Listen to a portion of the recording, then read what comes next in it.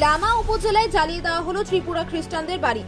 বাংলাদেশে হিন্দু নির্যাতনের পর এবার উঠে এলো খ্রিস্টান নির্যাতনের খবর।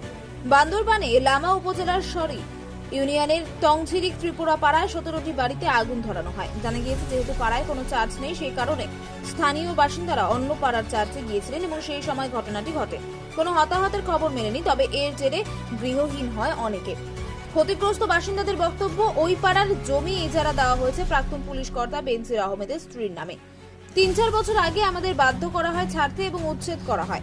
5ই আগস্টের পর আমরা এলাকায় আবার ফিরে আসি, আবার সাধারণভাবে জীবনযাপন করা হয় শুরু।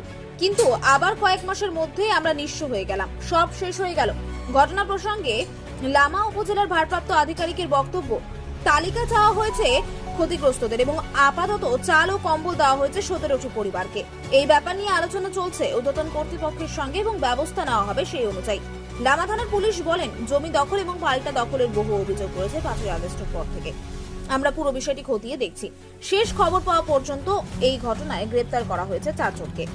প্রায় 90-100 মতন আমরা এখানে ঘর আছে। এখানে 19টা ঘরের মধ্যে 16টা ঘর পুড়ে গেছে। তো রাত থেকে আমরা আমাদের একটা ক্রিসমাস উৎসবের জন্য আমরা গির্জায় গেছিলাম, আর আমাদের সাংস্কৃতিক অনুষ্ঠানও ছিল, ওখানে যোগদানের জন্য গেছিলাম।